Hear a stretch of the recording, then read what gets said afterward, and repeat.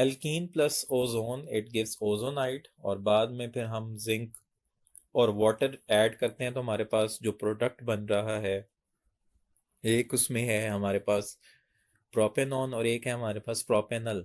तो आपने बताना है कि स्टार्टिंग एल्कीन कौन सी थी। बहुत सिंपल है, ओजोनोलाइसिस में आप प्रोडक्ट से अपनी स्टार्टिंग एल्कीन बता सकते हो। एक है हमारे पास प्रोपेनॉन यानी कि एसीटोन, 3 कार्बन वाली कीटोन, और एक आपके पास बनी है प्रोपेनल यानी कि 3 कार्बन वाली एल्डिहाइड, CH3CH2OH। अच्छा, ये जिस कार्बन के साथ ऑक्सीजन लगता है, जिस कार्बन के साथ ऑक्सीजन अटैच होता है, बेसिकली आपने वो कार्बन से आपने ऑक्सीजन हटा देनी है और उन कार्बन को आपस में बॉन्ड, उन कार्बन का आपस में बॉन्ड बना लेना है। तो एक इस कार्बन के पास हमारे पास ऑक्सीजन अटैच्ड है और एक इस कार्बन के साथ ऑक्सीजन अटैच्ड है। तो इन दोनों कार्बन से आप ऑक्सीजन हटा के इनके दरमियान डबल बॉन्ड क्रिएट कर लो। तो इनके दरमियान हम डबल बॉन्ड क्रिएट कर देंगे, तो ये मेरे पास हो गया CH3, और ये इनके दरमियान मैंने डबल बॉन्ड क्रिएट कर दिया। अब आप देख लो कि अब ये आपकी जो है ना स्टार्टिंग एल्कीन है। तो हमारे पास ये जो एल्कीन बन रही है, 1 2 3 4 5, ये 5 कार्बन वाली एल्कीन है, और ये 2 पे मिथाइल लगा हुआ है और 2 पे ही डबल बॉन्ड है। तो ये 2 मिथाइल 2 पेंटीन है। तो अक्रॉस द डबल बॉन्ड ही ब्रेक डाउन होती है। तो अगर कार्बन के साथ वो जो डबल बॉन्डेड कार्बन एटम है, अगर उसके साथ दोनों अल्काइल रेडिकल हैं तो वो कीटोन बन जाएगी, और अगर उस डबल बॉन्डेड कार्बन के साथ एक हाइड्रोजन है और एक अल्काइल रेडिकल है तो उससे एल्डिहाइड बनेगी। तो ओजोनोलाइसिस में प्रोडक्ट से आप स्टार्टिंग एल्कीन बता सकते हो, और ओजोनोलाइसिस से वैसे भी हम डबल बॉन्ड की पोजीशन जो है वो लोकेट कर सकते हैं। तो ये जो हमारी स्टार्टिंग एल्कीन है वो है 2 methyl 2 pentene. Right answer is delta. Next है which compound has highest boiling point, इनमें से किस कंपाउंड का बॉइलिंग पॉइंट हाईएस्ट है। ऑब्वियसली जिसमें ज़्यादा स्ट्रॉन्ग फोर्सेस होंगी, ईथेन है, इथाइल क्लोराइड है, और एसीटोन है, और एथानॉल है। तो इनमें जो सबसे ज़्यादा हाइड्रोजन बॉन्डिंग शो कर रहा है वो कौन शो कर रहा है, हाइड्रोजन बॉन्डिंग शो कर रहा है जी एथानॉल। तो लिहाजा इसका बॉइलिंग पॉइंट सबसे ज़्यादा होगा। Right answer is delta. Next है choose the compound in which hydrogen bonding is not possible. आप उस कंपाउंड का बताएं जिसमें हाइड्रोजन बॉन्डिंग पॉसिबल नहीं है। अच्छा, ईथर्स में सबसे कम हाइड्रोजन बॉन्डिंग होती है। ईथर में ऑल दो ऑक्सीजन तो है लेकिन इसके पास पार्शियल पॉजिटिव हाइड्रोजन नहीं है, तो इसलिए इसमें हाइड्रोजन बॉन्डिंग जो है ना वो प्रोमिनेंट नहीं होती। अलबत्ता वाटर में भी हाइड्रोजन बॉन्डिंग है, एथेनॉल में भी हाइड्रोजन बॉन्डिंग है, एसिड में भी हाइड्रोजन बॉन्डिंग है, जबकि ईथर में हाइड्रोजन बॉन्डिंग प्रोमिनेंट नहीं है। Right answer is alpha. Alcoholic potassium hydroxide, और ये हमारे पास एक अल्काइल हेलाइड है। तो जब हम जो है इनको रिएक्ट करवाएंगे तो कौन सा जो है ये मैकेनिज्म को फॉलो करेंगे। चूंकि अल्कोहलिक पोटेशियम हाइड्रोक्साइड है तो ये एलिमिनेशन रिएक्शन होगा, डीहाइड्रोहेलोजिनेशन रिएक्शन होगा। Right answer is beta.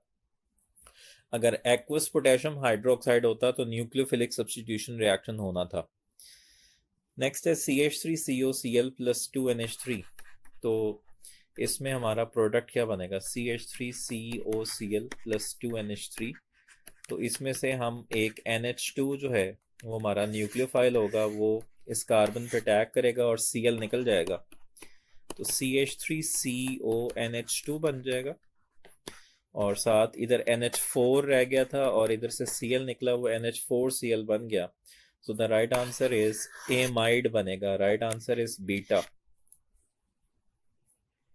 Next है which of the following compound will react with methyl magnesium iodide followed by acid hydrolysis to give ethyl alcohol.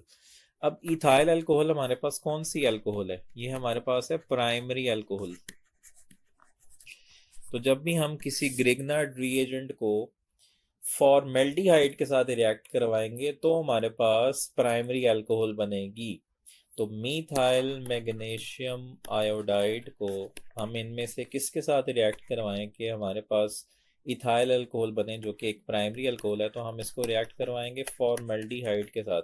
तो CH3 इसके साथ bond बना लेगा, तो ये हो जाएगा CH3CH2, और ये O नेगेटिव Mg+I हो जाएगा और फिर इसकी एसिड हाइड्रोलिसिस होती है, तो ये जो हमारे पास यहाँ से बॉन्ड ब्रेक हो जाता है और इसकी जगह H लग जाता है, तो ये इथाइल अल्कोहल बन गई। तो जब भी आप किसी ग्रिग्नार्ड रिएजेंट को फॉर्मेल्डिहाइड के साथ रिएक्ट करवाओगे तो प्राइमरी अल्कोहल बनेगी, ठीक है। और अगर आप उसको एसिटल्डिहाइड के साथ रिएक्ट करवाओगे या बाकी किसी भी एल्डिहाइड के साथ रिएक्ट करवाओगे तो आपके पास सेकेंडरी अल्कोहल बनेगी। और अगर आप उसको किसी भी कीटोन के साथ रिएक्ट करवाओगे तो टर्शियरी अल्कोहल बनेगी। So the right answer is delta. Next है the sigma bond between carbon and oxygen atom in aldehyde and ketone is formed due to the overlap of. अब जो एल्डिहाइड और ketone में carbon oxygen के दरमियान double bond है, तो इस डबल बॉन्ड में एक सिग्मा है और एक पाई बॉन्ड है। तो जब भी कार्बन ने डबल बॉन्ड बनाया हो या जब भी ऑक्सीजन ने डबल बॉन्ड बनाया हो तो वो कार्बन या ऑक्सीजन जो है वो हमेशा sp2 हाइब्रिडाइज्ड होंगे। जब कार्बन ने सारे सिंगल बॉन्ड बनाए हों तो वो sp3 हाइब्रिडाइज्ड है। इसी तरह जब ऑक्सीजन ने भी दो अलग अलग बॉन्ड बनाए हों और दो उसके पास लोन पेयर हो तो ये sp3 हाइब्रिडाइज्ड है। लेकिन अगर उसने ऑक्सीजन ने एक ही डबल बॉन्ड बना लिया तो वो sp2 हाइब्रिडाइज्ड होगा। इसी तरह अगर कार्बन ने भी एक डबल बॉन्ड बना लिया तो वो sp2 हाइब्रिडाइज्ड है। तो ये कार्बन भी sp2 हाइब्रिडाइज्ड है, ऑक्सीजन भी sp2 हाइब्रिडाइज्ड है। तो इन दोनों की लीनियर ओवरलैपिंग से सिग्मा बॉन्ड बनेगा। तो सिग्मा बॉन्ड बन रहा है sp2 ओवरलैपिंग से। Right answer is beta. Next है all of the following test are used to identify aldehyde except. इनमें जो सारे टेस्ट हैं उससे हम एल्डिहाइड को आइडेंटिफाई कर सकते हैं सिवाय एक के। जी, टॉलरेंस टेस्ट जो है एल्डिहाइड शो करते हैं, फैलिंग टेस्ट भी एल्डिहाइड शो करते हैं, बेनेडिक्ट टेस्ट भी एल्डिहाइड शो करते हैं। पर ये जो बेयर्स टेस्ट है ये एल्डिहाइड्स के लिए नहीं होता। बेयर्स टेस्ट हम इस्तेमाल करते हैं अनसेचुरेशन को फाइंड आउट करने के लिए। सो the right answer is delta. Which of the following reactions show nucleophilic substitution of alkyl halide? इनमें से कौन सा रिएक्शन जो है वो न्यूक्लियोफिलिक सब्सटीट्यूशन है अल्काइल हेलाइड का, यानी कि हेलोजन निकले उसकी जगह कोई और न्यूक्लियोफाइल लग जाए। तो इसमें जो हाइड्रोजन है ये तो न्यूक्लियोफाइल नहीं है, ठीक है। ये वाला रिएक्शन जो है यानी कि न्यूक्लियोफाइल होने के लिए ज़रूरी है कि वो अनसिमेट्रिकल रीएजेंट हो। इसी तरह सोडियम भी नहीं है, सोडियम तो वैसे भी इलेक्ट्रोफाइल है। इसी तरह RMgX ये तो इसमें सब्सटीट्यूशन नहीं हुई, जबकि यहाँ पर हमें नज़र आ रहा है कि ये KCN, इसमें CN नेगेटिव जो है वो X की जगह ले रहा है तो RCN बन गया। तो ये न्यूक्लियोफिलिक सब्सटीट्यूशन रिएक्शन है। Right answer is beta. Next है alkyl iodide is reactive due to. हमने बात की है कि जितने भी हमारे पास अल्काइल हेलाइड्स हैं उनमें सबसे ज़्यादा रिएक्टिव जो है वो अल्काइल आयोडाइड है, उससे कम अल्काइल ब्रोमाइड है, उससे कम अल्काइल क्लोराइड है और उससे कम अल्काइल फ्लोराइड है। क्यों अल्काइल आयोडाइड सबसे ज़्यादा रिएक्टिव क्यों है? Primary nature of alkyl halides की वजह से? नहीं, ये रीज़न नहीं है। The low dissociation energy of carbon iodine bond, yes. जो कि कार्बन और आयोडीन का बॉन्ड सबसे वीक बॉन्ड है तो ये जल्दी से ब्रेक हो जाता है, दैट्स वाई इसकी रिएक्टिविटी ज़्यादा है। The presence of iodine atom, no. Secondary nature of alkyl halides, no. ये बाकी रीज़न नहीं है, एक्सेप्टेबल नहीं है। तो असल रीज़न क्या है कि बेसिकली लो डिसोसिएशन एनर्जी है कार्बन आयोडीन बॉन्ड की, दैट्स वाई वो बॉन्ड जल्दी से ब्रेक हो जाता है और वो ज़्यादा रिएक्टिव है।